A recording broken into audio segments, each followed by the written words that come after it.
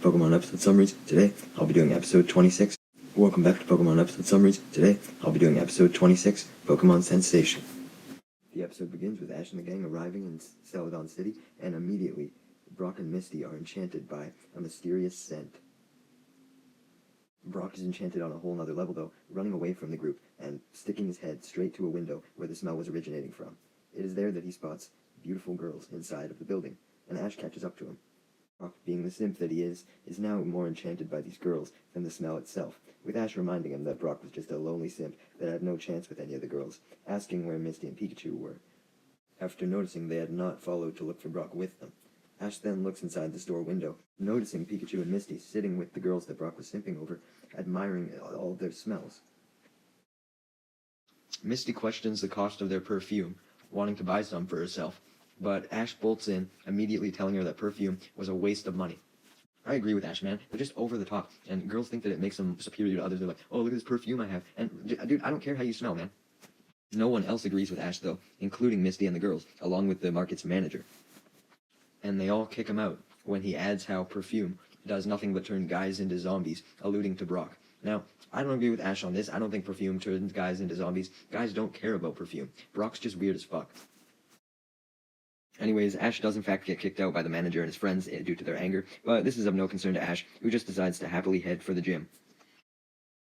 However, when he arrives at the Vileplume-looking gym, he is immediately confronted by all the gym's gym trainers, who have somehow heard about Ash's immense hatred for perfume, and since the gym are the ones who manufacture the perfume, they obviously take an immense offense to Ash's distaste, and ban him from competing in a gym battle because of this. Even going as far as to physically assault him, stamping a red X on his face, in addition to kicking him out of the gym. Meanwhile, Team Rocket use a ladder to sneak into the gym, wanting to find the secret formula for the popular perfume that the gym produces, and sell it for lots of money, thinking of the massive fortune they could achieve and what they could buy with it. When they enter, they're immediately inside the gym's forest greenhouse-esque area, but are unfortunately for them only able to find a singular gloom.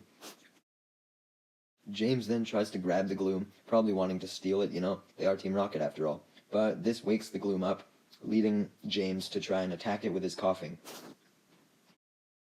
Coughing starts by using poison gas, but this doesn't affect the gloom, who just breathes it in as normal air, being used to poisonous gases due to having one of its own, much to Team Rocket's shock. Gloom then releases this poisonous gas that it has, which causes Team Rocket to pass out, minus Meowth, as he doesn't have a nose, so he can't smell. Which is why it makes no sense that he complains that this gas smells bad, because he shouldn't be able to smell. But even though he wouldn't smell the gas, he still wouldn't be able to get an advantage anyway, as presumably due to Team Rocket's constant coughing, it alerts all of the gym trainers, who stamp a red X on Meowth just as they did to Ash, and tie Team Rocket up. I guess Ash should be grateful that he was simply kicked out and not tied up in that case then. But Ash is still upset that he couldn't get into the gym, as he obviously needs to get his 5th badge somehow, right? We have to advance the plot. So Ash encounters Team Rocket up in the tree, and complains about how he can't get into the gym. James also complains, complaining about how they're stuck up in the tree, and asks Ash if he'd be so kind to help them out.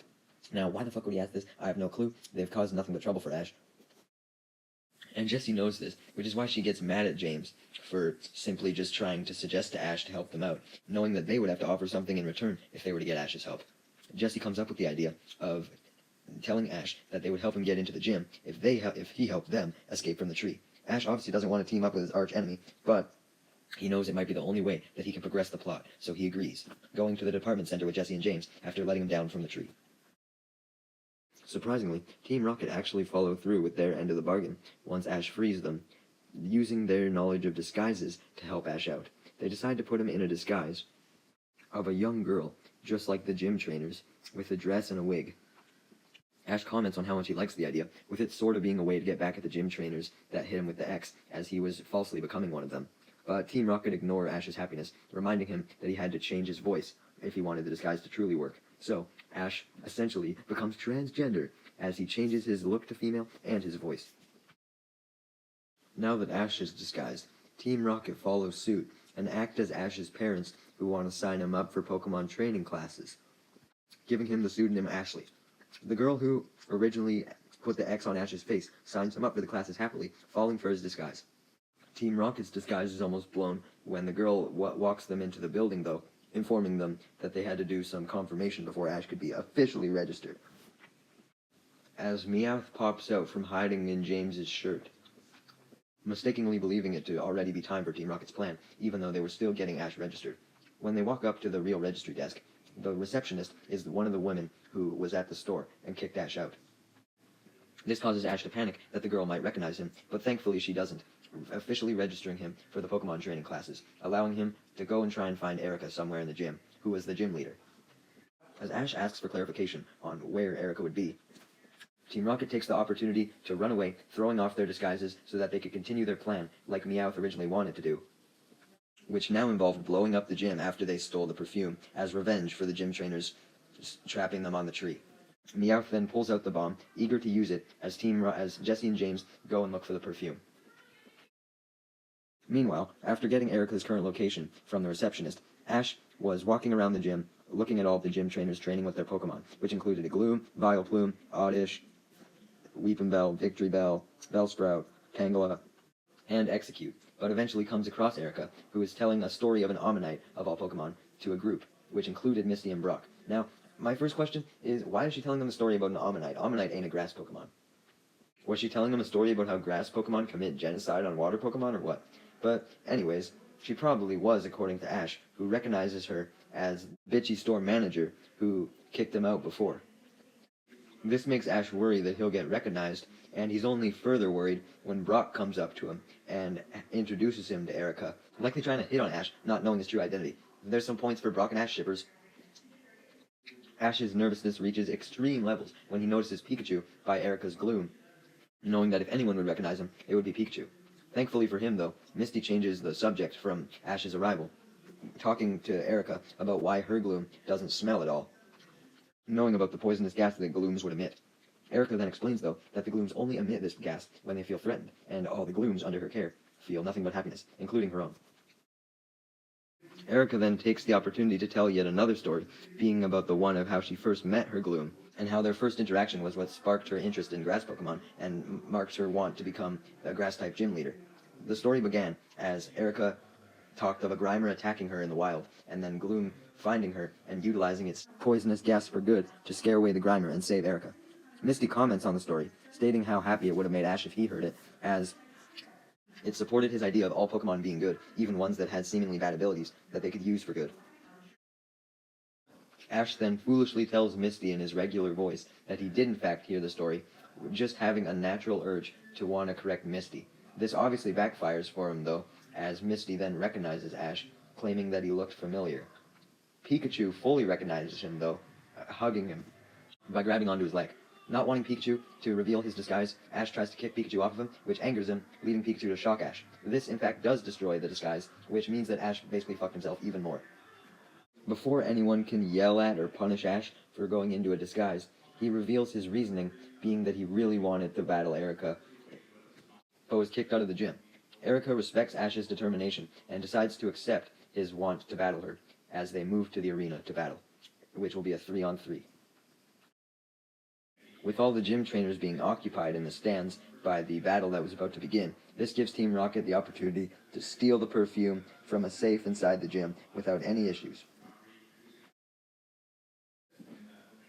The battle then begins as Ash sends out his Bulbasaur and Erica sends out her Tangela, with Ash checking his Pokedex for information. It obviously doesn't give him much good information, as Ash simply goes for a basic strategy of having Bulbasaur use Vine Whip. The Vine Whip is instantly countered by Erica's Tangela, who uses Constrict to spin around, capturing the vines and pulling Bulbasaur in closer. Tangela then uses its Stun Spore attack to paralyze Bulbasaur once it's close enough, leading Ash to recall it back into his Pokeball. Obviously not liking to see grass Pokemon hurt, Erica offers Ash a Paralyze Heal to heal Bulbasaur, but Ash declines, as he doesn't want to accept Erica's help. He then thinks about what Pokemon he should send out next, thinking about sending in Primeape, but immediately deciding for Charmander instead when he remembers Primeape's anger. Erica then substitutes her Tangela for her Weepinbell, and immediately has it use Razor Leaf. However, Charmander is actually able to deflect the Razor Leaf, turning them into fireballs when he uses his Flamethrower. Charmander doesn't let up, using Skull Bash to finish off the Weepinbell, causing Erica to recall it back to its Pokeball. Erica then comments on how unkind Ash was being to her Pokemon. But it's a fucking battle. What do you want him to do? Meanwhile, Everyone in the stands comments on how well Ash was doing, which was pissing off several of Erica's gym trainers. Speaking of Erica, she then sent out her third Pokemon, being her Gloom, her ace. Gloom immediately utilizes its poisonous gas to attack Charmander, causing Charmander to immediately plug its nose and faint from the terrible smell. Ash then debates which Pokemon to use as his third and final one, but can't come up with a good solution, until Pikachu suggests that he go in. Ash is reluctant to let Pikachu go in, but eventually decides to let him, despite Grass resisting electric, as Pikachu seemed very confident and really wanted to battle. Fortunately for Pikachu, though, it doesn't get a chance to battle, as Team Rocket fully puts their plan into action, with Meowth detonating the bomb. While the bomb does succeed in setting a huge fire ablaze in the gym, it also sends Team Rocket blasting off, as the bomb was still underneath them, as they forgot where they had planted it. Really, I think they should be happy about this, though, as it allows them to escape the gym in a fast pace as it goes up in flames, and two, they're still able to escape with the formula for the perfume, so they really won at the end of the day.